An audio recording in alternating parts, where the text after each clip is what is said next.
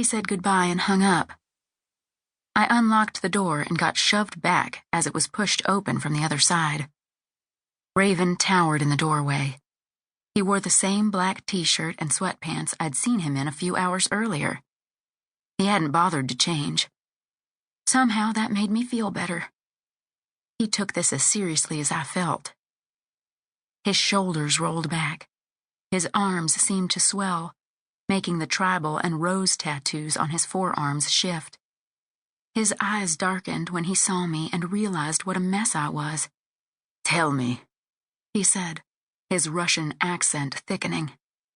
"What happened?" I stepped back from the door to let him in. "Where's Marc?" I asked. "He's downstairs asking questions." He lumbered forward, his eyes going all over the place, from the tiny hotel kitchenette to where my father was with his bare ass hanging out, still passed out from whatever drunken stupor he'd been in from the night before. He nodded in Jack's direction. "Did you ask him?" "I can't get a coherent sentence out of him," I said, avoiding looking at Jack. The more I did, the angrier I got. I wanted to feel sorry for him, but it was getting harder and harder to drum up any sympathy. He lost his wife, my mother, years ago. Since then, he'd fallen apart and drank his way through life. After all the crap he gave me during the times I'd tried to drag Will with me to get away from him and his abuse, he chose now to not give a damn? Raven went to the bed and leaned over, checking my father's pulse at his neck. He split Jack's eyelids open and checked his pupils. He released him and wiped his fingers across his shirt as if to clean them. "We need to wake him. Make some coffee." "He won't drink coffee." "Make some water," he said. He bent over, grabbing Jack's arm. He shoved it over his own shoulders and started to haul him up. "Open the bathroom door." I ran to the bathroom, opening it up and then dove in to push aside the shower curtain.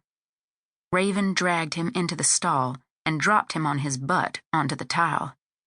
I averted my eyes. I could see with my peripheral vision enough of what was going on, but avoided looking at Jack naked. Raven leaned in and turned the cold water faucet on full blast. It took a moment, but Jack started sputtering and opening his eyes, crying out. He rolled back and forth against the wall, trying to use it to haul himself back out of the unrelenting spray. His grimy face streaked as the water washed some of him clean. "Turn it off," he howled. "Get up," Raven said. He positioned himself in front of Jack, for which I was grateful. I'd seen enough. Raven crossed his arms over his chest, standing out of striking distance if Jack decided to attack him, but still looming. "Where's Will?" Jack coughed, long and hard and thickly enough that I thought he was trying to vomit. He reached up, turning off the water. He managed to twist the faucet until it was only dribbling, and then scooted himself out of range. He rotated and peered up at Raven. "Who are you?" "Kayli's looking for Will," Raven said. "When's the last time you saw him?" "Hell if I know." He cringed and then looked around Raven and spotted me behind him. "Who is this, Kayli?" I clenched my hands into fists. He wasn't listening at all. "Jack, Will's missing. I can't find him." "Well, shit, tell me about it," he said. He wiped water away from his face. "Get me a pair of pants, will you?" I picked up a dirty pair of cotton pants he'd left in the corner of the bathroom and tossed them at him. I turned, looking at the wall.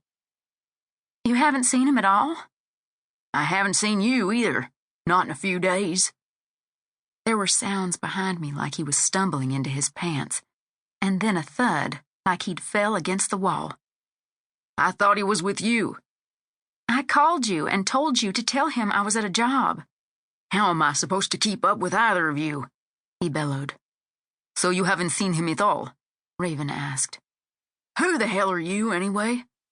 "I'm her boyfriend," he said.